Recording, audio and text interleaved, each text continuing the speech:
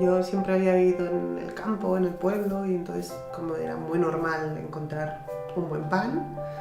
Y de repente cuando llegué a la ciudad era como, no encontraba, era un pan insulso, no tenía sabor a nada y me sorprendió mucho. Entonces decidí empezar a hacerlo en casa. Hice muchos panes, hacía pan cada día, muchos, hasta que conseguí el pan que realmente me gustaba.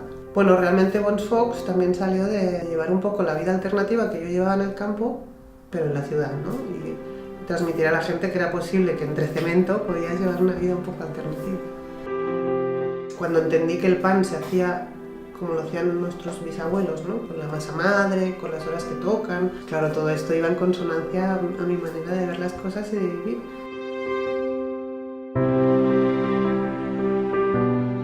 El hecho de ser madre también me ha concienciado mucho más en transmitir estos valores.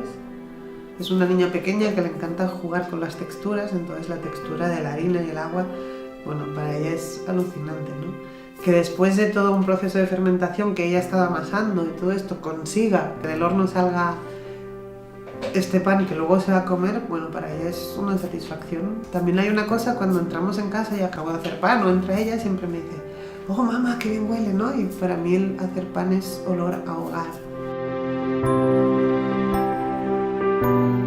Yo hago un pan uno por uno, entonces yo estoy pensando en la familia o la persona a quien le voy a entregar ese pan, ¿no? Y cuando lleguen a su mesa, pues tendrán un trocito de mí ahí. Aquí no añadimos nada, sabe a pan porque es pan. Hacer pan artesano con masa madre requiere el tiempo que requiere, no hay que tener prisa.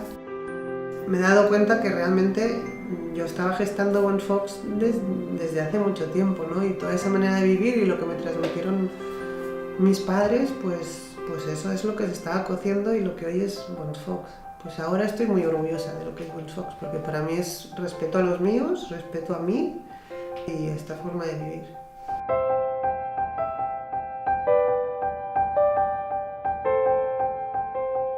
La felicidad huele a pan recién hecho.